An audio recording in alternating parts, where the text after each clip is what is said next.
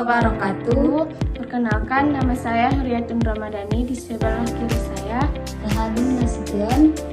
tujuan kami membuat video ini adalah untuk memenuhi tugas pengganti dengan mata kuliah struktur hewan. Adapun materi yang pertama yaitu jaringan hewan dan materi yang kedua yaitu pengawetan hewan. Adapun materi yang pertama yaitu jaringan hewan, kami akan membahas di slide selanjutnya. Sini saya akan menjelaskan tentang jaringan hewan. Apa sih jaringan hewan itu? Jaringan hewan merupakan kumpulan sel-sel yang memiliki bentuk dan fungsi yang sama. Beberapa jaringan berkelompok membentuk organ. Pengelompokan jaringan penyusun tubuh hewan atau manusia. Ada jaringan penyusun organ-organ tubuh hewan atau manusia dikelompokkan menjadi 4 kelompok. Jaringan epitelium, jaringan ikat, jaringan otot, dan jaringan saraf. Pengelompokan ini berdasarkan pada bentuk sel penyusunnya, yaitu yang pertama, jaringan epitelium. Jaringan epitelium tersusun sangat rapat satu dengan yang lainnya. Lapisan sel selalu menghadap ke permukaan. Jaringan epitelium terdiri dari 2 komponen, lapisan sel dan lapisan bawah, yaitu membran basal, tempat melekatnya lapisan sel, avaskular atau tanpa pembuluh darah, dan radial tinggi. Teman-teman bisa melihat seperti apa jaringan epitelium pada PPT kanan di atas. Adapun jenis-jenis jaringan epitelium yaitu yang pertama, jaringan epitel diklasifikasikan berdasarkan jumlah lapisan sel yang menyusunnya, yaitu epitel selapis dan epitel berlapis. Yang kedua, jaringan epitel diklasifikasikan berdasarkan bentuk sel yang menyusunnya, yaitu epitel pipih, epitel kubus, dan epitel silindris. Lanjut, ada epitelium pipih selapis disusun oleh selapis sel berbentuk pipih, umumnya berfungsi untuk bertukaran gas atau zat lainnya. Contohnya epitel pada alveolus dan pembuluh kapiler. Selanjutnya ada epitelium kubus selapis disusun oleh selapis sel berbentuk kubus, biasanya terdapat pada saluran atau kelenjar, membentuk dinding saluran ginjal dan membungkus ovarium. Teman-teman sekalian bisa melihat gambar epitelium kubus selapis pada PPT kami di atas. Lalu ada epitelium silindris selapis. Ini disusun oleh selapis sel berbentuk silindris, biasanya terdapat sel komplit di antara sel-sel epitelnya, contohnya yaitu epitel pada dinding usus. Lanjut ada epitelium batang berlapis sambung. Epitel ini disusun oleh selapis sel berbentuk batang namun seperti berlapis. Kadang memiliki selat, terutama yang menyusun sel pernapasan, berfungsi sebagai sekresi atau absorpsi. Lanjut ada epitelium berlapis. Yang pertama, epitelium pipih berlapis. Sel yang menyusun terdiri dari beberapa lapis sel berbentuk pipih, berfungsi sebagai pelindung. Letak ditemukannya di epitelium pipih berlapis ini yaitu di kulit, mulut, esophagus. Yang kedua yaitu epitelium kubus berlapis, dan yang ketiga yaitu epitelium silindris berlapis. Lanjut ada epitelium transisional, merupakan epitelium berlapis yang bentuk selnya dapat berubah. Epitel inilah yang membungkus satu organ sebelah dalam. Lanjut ke materi berikutnya ada jaringan ikat. Jaringan ikat merupakan jaringan yang ditemukan pada semua organ tubuh. Jaringan ikat terdiri dari 2 komponen, yaitu sel-sel jaringan ikat dan matriks ekstrakurikuler atau serat atau serabut, dan substansi dasar.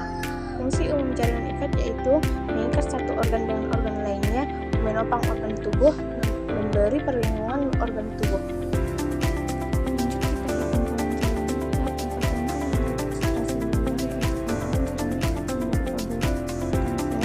Ada 2 bentuk ekstraseluler yaitu substansi dasar bersifat cair disusun oleh asam hyaluronat atau protein dan mukopolisakarida. Kedua, serat dihasilkan oleh sel jaringan ikat. Berdasarkan bentuknya ada 3 jenis serat penyusun matriks, yaitu serat kolagen, serat elastin, dan serat retikuler. Selanjutnya ada jenis-jenis jaringan ikat. Berdasarkan jenis serat dan sel penyusunnya, jaringan ikat dibedakan menjadi beberapa jenis, yaitu yang pertama, tulang atau osteon.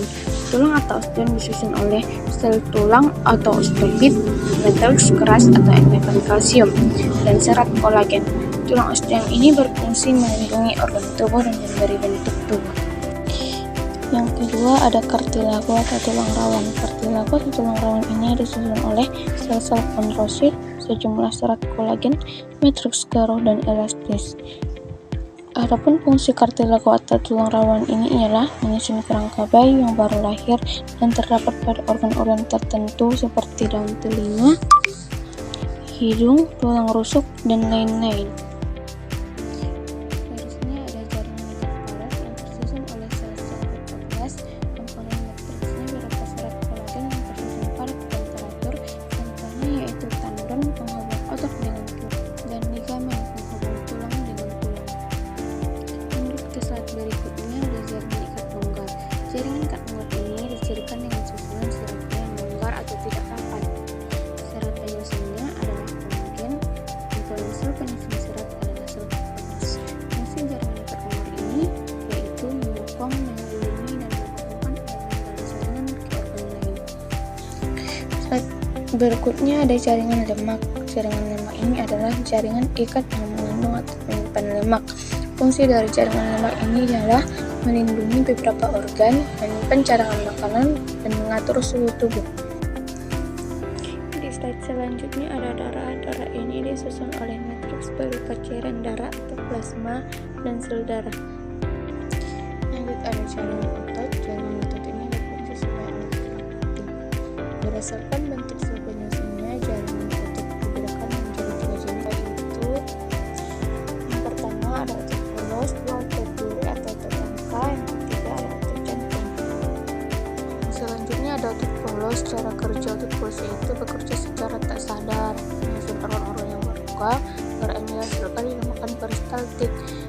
Bentuk sel dari otot polos seperti cakram dengan inti di tengah, dan satu sel memiliki satu inti sel. Yang kedua ada otot rangka. Cara kerja otot rangka ini bekerja secara disadari, menempel pada rangka. Bentuk sel otot rangka ini bentuk sel memanjang berlurik. Sel memiliki inti berjumlah banyak dan letak inti sel itu di tepi. Yang selanjutnya ada otot jantung. Otot jantung letaknya ditemukan hanya pada jantung. Cara kerja otot jantung bekerja secara tidak disadari. Bentuk sel dari otot jantung yaitu sel berbentuk memanjang yang lurik, serabut selnya bercabang-cabang. Setiap sel memiliki satu inti sel dan inti sel terletak di tengah.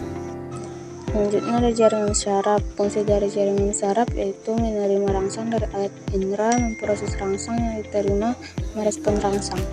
Komponen jaringan saraf yaitu neuron. Sel gila berfungsi melindungi, mendukung neuron untuk menjalankan fungsinya. Lanjut di slide terakhir